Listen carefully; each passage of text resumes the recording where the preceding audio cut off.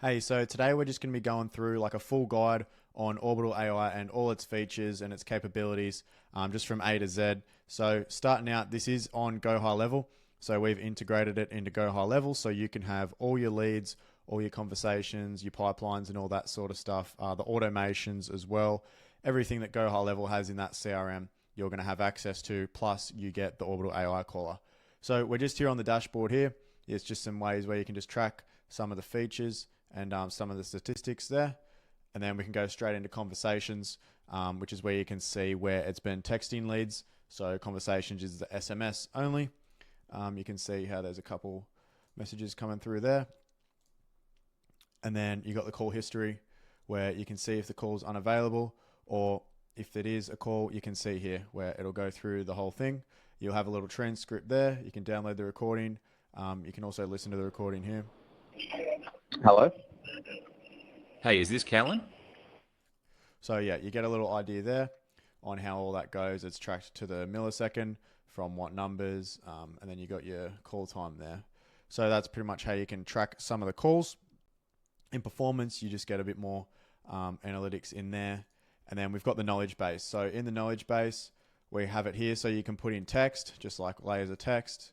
You can put in frequently asked questions. So this is where we'll learn about your business, or the AI will learn about your business, where it can do all that sort of stuff. So it can also put in files, also URLs. So I could just type in oplexedigital.com sort of thing, and then it will scrape everything on that URL.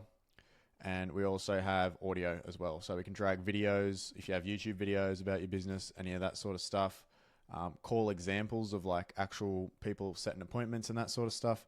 All that can go straight into the knowledge base, and then the AI remembers it. So then on calls, when the leads are asking questions about your business, then they'll have the answer to that. So we'll get to assistance last. We also just have little widgets here. The widgets are just for websites, and then just tags, phone numbers, and then a couple things in settings and that sort of stuff. But we'll jump into the assistants now. So I've just got a couple here. Here's one that I use. And so we have the full prompt here. We give it the identity. So we just want to kind of give it a little bit of a personality and its actual job there. We can also do something like a company overview. But also if you have it in knowledge base, you can just do it like that as well. Then we'll also chuck it in style guardrails, where we just want it to know pretty much how to talk and that sort of stuff as well. And then response guidelines, how to respond to the user. We can always chuck in anything here, like we could do like important information, any of that sort of stuff. Like it isn't subject to just these options. You can customize this however you want. Like here we got important call guidelines, and that sort of stuff. And then tasks is how it goes once the call starts. So we put it in numbers. So then the AI will do step one, then go to each step, and so on. So there's a lot of like if and ors, that sort of stuff as well. And then we can also get it to book the appointments too. So in autopilot, we have here, this is for SMS. So this is like if someone texts the number instead of like talking to it on the phone, it can also do replies back to that. So the AI will follow this script here on prompt, but it'll be doing it on SMS. So we can set up max replies here, the maximum number of replies the bot can send to a contact. I've just got 20. And then we also have wait time here, where it's wait time for the AI to respond to a contact, just to respond back to their message. We can also have sleep mode, where you can send the bot to sleep when like I manually send them a message. So let's say I reply instead of the AI. The AI will go to sleep for 15 minutes because I am then taking over the conversation. If I stop talking, then the AI will come back in and take over again. In settings here, this is just temperature, which is like how interactive the AI is. And then the tokens are for how long the texts are. So I normally just keep them as there is. And then we get into voice here. So in voice, we have 60 voices. We have like American, Australian, British. We got German, Indian, all that sort of stuff. Plenty in here. So we can always just go through. You can always listen to a voice. Hello, I'm Myra, your voice assistant. Example, Let me we know got- how I can help make your day easier. And we got their nationality, their gender, and then their age group. So we got plenty in there. Also, we have the languages. So we have a couple different English ones, and it's actually 11 languages in total. Some of them are just different variants, but we can also put this into multiple languages as well. Ambient noises we have for the background. So if we want it to sound like they have a bit of things going on in the background, coffee shop's pretty good. We can also just add in some of these other options here.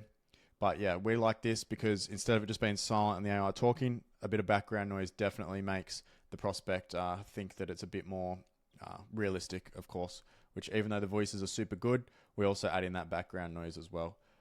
We've got normalized speech, which I like to keep on. It's just like a colloquial way of saying things about dates and that sort of stuff. And then enable back channel so that when the lead's talking, the AI can go, yep, like here and there in the back channel. Opt-out data, that's just in America. And then here's where we get into adjusting everything. So the ambient voice volume, where we have coffee shop, we can change that. The responsiveness, we also want to be having probably at the highest, just so that the AI responds as quick as possible. We don't have like a 3 or 4 second latency like a lot of other softwares tend to have. So we just want to keep that at the highest because you'd want the AI to respond as quick as possible, like after the lead stops talking. The interruption sensitivity, you can keep that between like 0.8 to 1. That's just the AI control over the noise that is going through the phone. So if they're driving and that sort of stuff, we want the AI to, of course, still be talking while it hears noise coming back from the lead. So we keep this on about 0.8, and we find that it doesn't cut them off either, which is good. Voice speed, just how fast we want the voice to be, and then the emotion is the voice temperature. So if we want them to have a lot of emotion, we can put it up higher. I find I just like to have a cool, smooth emotion. Every voice is different, but I like to have it on about 0.9 to 1, depending on if it's male or female and who the voice actually is. So when we come to calling, a couple options here. We can have the AI talk first, so it would go straight into number 1 here. Hey is his first name. But if the AI is the one that's calling them, the AI we put to be silent. We can also have it start always with an exact same message as well. But I normally do silent because just from the get-go, unless the AI is getting called first, we want to have the lead pick up and say hello first.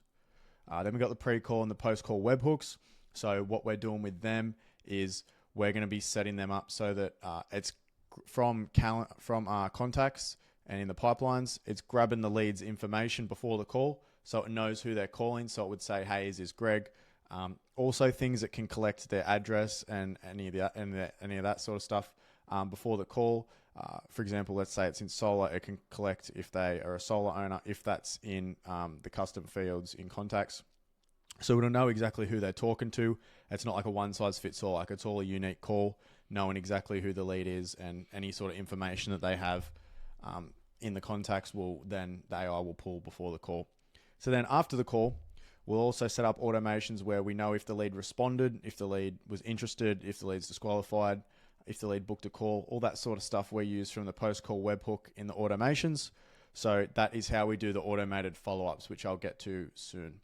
And then we have the voicemail message where the AI can leave a voice message. Here's just where we add in the knowledge base, which because you can have multiple, you just add one in. Same with the calendar.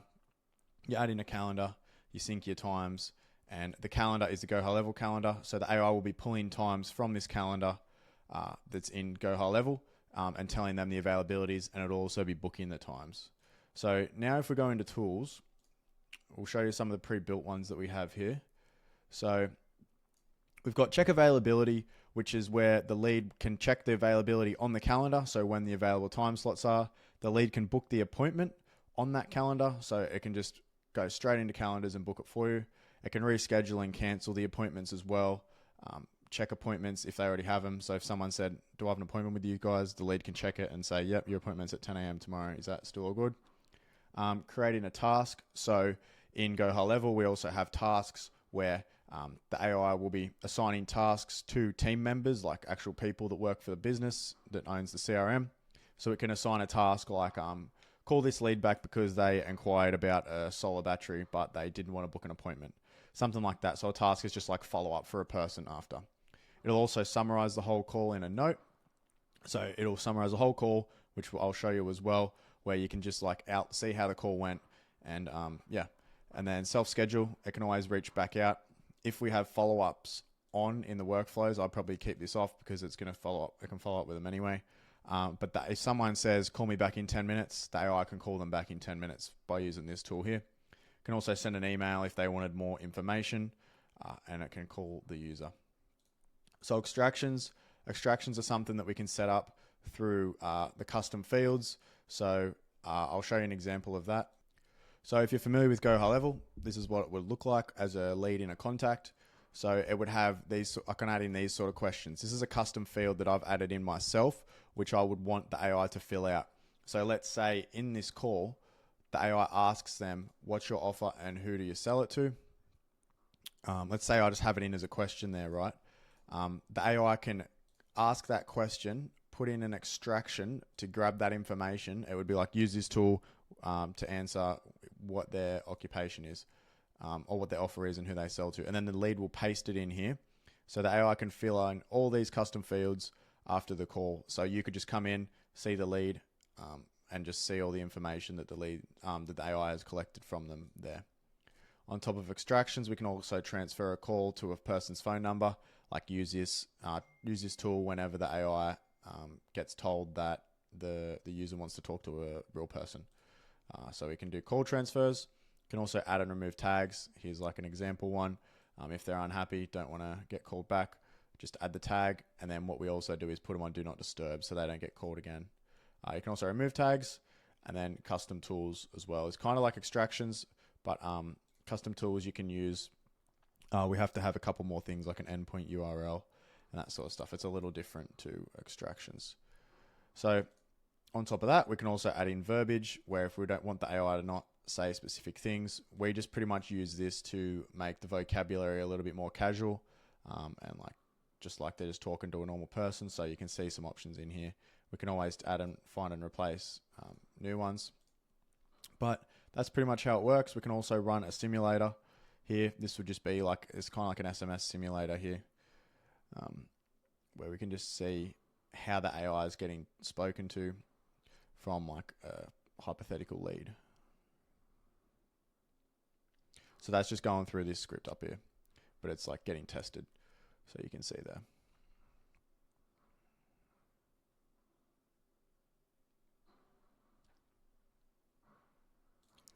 So that's pretty much how it is inside the Orbitel AI caller itself. Then what I'll show you is if we go to opportunities. So here we get some examples where it was reaching voicemail, and then here he actually answered the phone. So you can see how it just gives a little brief summary of the call. This is from using the Create Notes tool there. And so yeah, this is pretty much, and you also had the recording down the bottom. So if we go into here, we can see that we would set it up, whereas a new lead comes in, it can go here for ads or something. Then if they answer the call, they'll get put into answered. If they don't answer here, we can also do follow up, and then all the other options as well. But if we also go into automations, we'll be able to see how the pre-call and the post-call webhooks would work as well. So this is just inside Go High Level automations.